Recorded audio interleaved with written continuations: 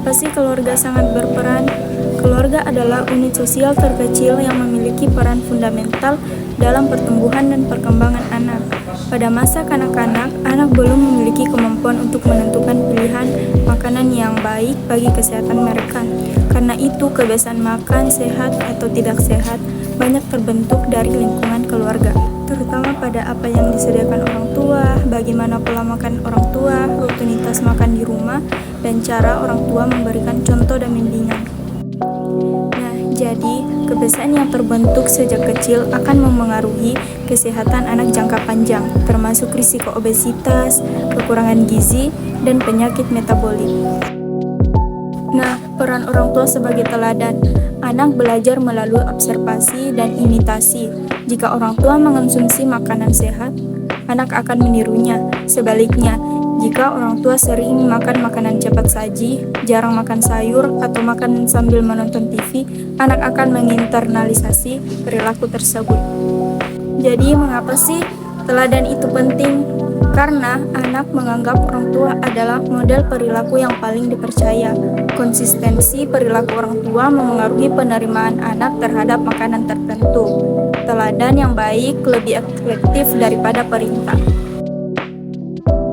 Selanjutnya ada pembiasaan makan bersama keluarga atau family meals. Nah, pembiasaan makan keluarga atau makan bersama bukan hanya sekedar rutinitas bagi sebuah keluarga, tetapi juga menjadi aktivitas yang penting dalam membentuk kebiasaan makan yang baik dan harmonis dalam sebuah keluarga. Nah, apa sih hal yang perlu dilakukan saat kita makan bersama? Yang pertama, kita harus menghindari TV ataupun gadget. Nah, saat kita makan, sebaiknya kita menghindari untuk menonton TV, bermain gadget sambil makan. Nah, itu sebaiknya kita hindari. Yang kedua, jangan menjadikan kegiatan makan bersama ini sebagai sebuah tekanan yang akan membuat anak atau anggota keluarga yang lain yang ikut makan bersama tidak menjadi tidak nyaman saat makan. Yang ketiga, gunakan percakapan positif dan menyenangkan. Nah, saat kita makan bersama keluarga dengan anak, diharapkan untuk menggunakan percakapan yang positif dan menyenangkan sehingga suasana atau situasi makan menjadi lebih menyenangkan bagi anak dan dapat makan dengan lahap. Nah, hal tersebut ada manfaatnya, yaitu yang pertama dapat mengurangi masalah makan pada anak. Dengan makan bersama, kita mengetahui masalah makan pada anak dan pada saat itu juga kita dapat mengatasinya secara perlahan. Yang kedua, meningkatkan kedekatan emosional. Maksudnya di sini seperti kedekatan emosional anak dan ibu dan ayah, kemudian ayah dan anak, serta anggota keluarga lain. Yang ketiga yaitu dapat mencegah obesitas. Nah, kenapa makan bersama ini dapat menjadi salah satu cara untuk mencegah obesitas? Karena dengan kita makan bersama, kita dapat memantau makanan apa saja yang dikonsumsi oleh anak, apakah itu aman, makanan yang dikonsumsi juga tidak berlebihan, sehingga itu dapat mencegah terjadinya obesitas. Selanjutnya, mengatasi anak picky eater. Nah, anak picky eating ini merupakan fase umum yang terjadi yang sering kali dialami oleh anak, terutama pada usia 2-6 tahun. Jadi picky eater itu wajar dan biasa dialami oleh anak dengan rentang usia 2-6 tahun. Nah, kenapa bisa terjadi anak picky eater? Nah, yang pertama itu preferensi alami terhadap rasa manis. Nah, terkadang anak-anak itu jika sudah diberikan makanan manis satu kali, nah itu akan membuat di pikirannya bahwa makanan yang dia suka itu hanya makanan manis. Yang kedua, sensitivitas terhadap tekstur makanan. Nah, ketika kita memberikan makanan seperti biskuit dan mungkin ke depannya dia akan hanya menyukai biskuit saja. Nah, yang ketiga yaitu pengalaman buruk sebelumnya, misalnya dipaksa makan. Jadi anak yang picky eater ini juga bisa disebabkan oleh pengalaman buruk yang dialami sebelumnya. Seperti misalkan dipaksa makan sama ibunya, dipaksa menghabiskan makanan. Nah, itu akan membuat anak jadi pilih-pilih makan atau picky eater. Kemudian yang keempat yaitu kurangnya paparan makanan yang beragam. Nah, jadi anak yang picky eater itu bisa juga disebabkan karena orang tua tidak kreatif dalam memberikan makan atau hanya memberikan makanan itu saja kepada anak, sehingga anak tidak mengenali jenis makanan yang lain untuk dikonsumsi. Bagaimana sih cara efektif untuk mengatasi anak yang picky eater? Yang pertama, kita kenalkan makanan baru kepada anak tanpa ada paksaan. Kita kenalkan makanan baru secara bertahap kepada anak tanpa ada paksaan dari orang tua ataupun orang di sekitarnya. Nah, cara yang kedua yaitu sediakan dalam bentuk yang kecil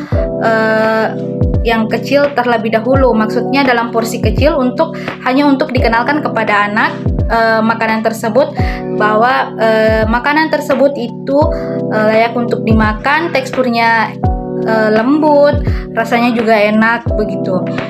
Kemudian yang ketiga yaitu sajikan makanan dalam bentuk yang unik atau yang menarik, seperti mencetak nasi dengan karakter yang dapat menambah selera makan anak dan juga dapat menarik perhatian anak untuk memakan makanan tersebut.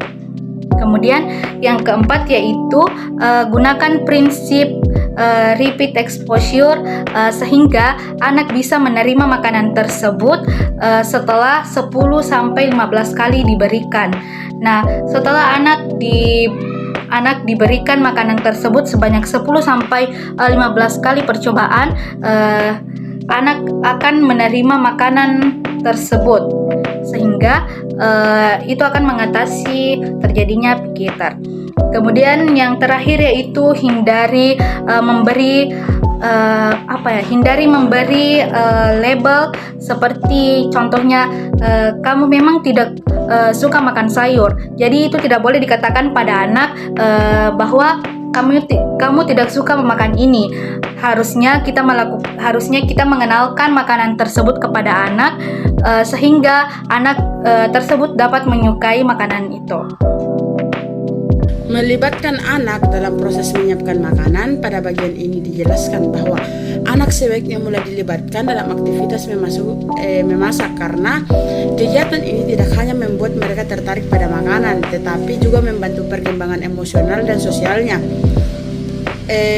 Kegiatan sederhana sesuai usia 2-3 tahun itu anak masih berada pada tahap eksplorasi awal, sehingga kegiatan seperti mencuci sayur dan buah atau menata meja membantu melatih koordinasi motorik halus dan memberi pengalaman awal tentang makanan. Nah, usia 4-6 tahun itu pada usia ini anak sudah mulai mampu mengikuti instruksi sederhana sehingga bisa ikut mencampur bahan dan memilih menu. Ini melatih kemampuan mengambil keputusan dan memahami proses memasak. Usia 7 tahun ke atas itu anak sudah lebih mandiri. Mereka bisa mulai memotong bahan yang lunak dan memasak sederhana, yang menjadi latihan untuk tanggung jawab, disiplin, serta keselamatan di dapur. Manfaat melibatkan anak itu membentuk hubungan positif dengan makanan. Anak merasa proses makan bukan hanya kewajiban tetapi aktivitas yang menyenangkan. Anak lebih mau mencoba makanan baru karena mereka ikut membuatnya. Anak cenderung lebih percaya diri dan penasaran mencoba hasil masak mereka sendiri. Meningkatkan keterampilan dan kepercayaan diri. Aktivitas memasak melatih motorik, kemampuan mengikuti instruksi, kreativitas, serta rasa bangga terhadap pencapaiannya. Kedua, ada pengenalan makanan baru. Bagian ini menjelaskan bahwa pengenalan makanan baru pada anak tidak boleh dilakukan secara terburu-buru atau memaksa. Pendekatan yang lembut membantu anak merasa aman dan lebih terbuka terhadap pengalaman baru. Cara melakukan pengenalan makanan baru yaitu kenalkan satu makanan baru setiap kali. Jangan berikan banyak makanan baru sekaligus agar anak tidak merasa bingung atau tertekan. Gabungkan makanan baru dengan makanan favorit anak. Teknik ini membantu anak merasa lebih nyaman karena ada rasa yang sudah ia kenal.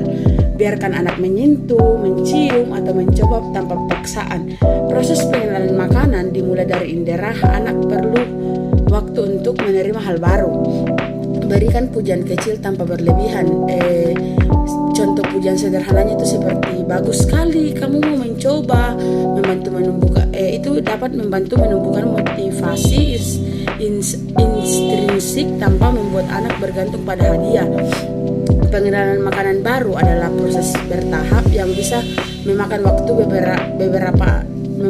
beberapa anak butuh mencoba makanan hingga 10-15 kali sebelum akhirnya mau menyukainya. Oleh karena itu, orang tua harus sabar dan tidak membuat suasana makan menjadi penuh tekanan. Nah, kesimpulannya, bagian ini menekankan bahwa peran keluarga sangat besar dalam membentuk pola makan sehat pada anak. Pembiasaan makan yang sehat tidak hanya tentang makanan, tetapi juga lingkungan.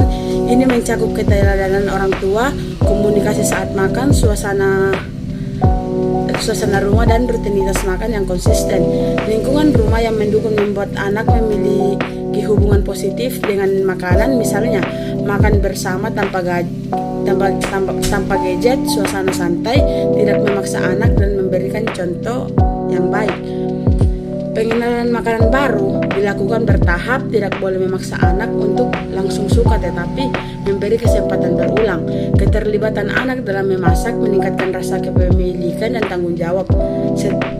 Ketika anak merasa memiliki kontribusi, mereka akan menjadi lebih antusias. Perubahan kebiasaan membutuhkan kesabaran dan konsistensi.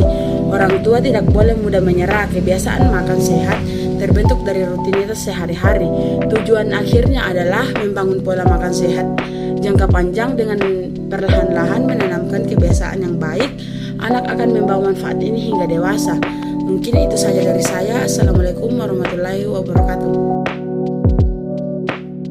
Nah, dengan peran keluarga yang terarah, anak dapat tumbuh dengan pola makan sehat yang membawa manfaat jangka panjang.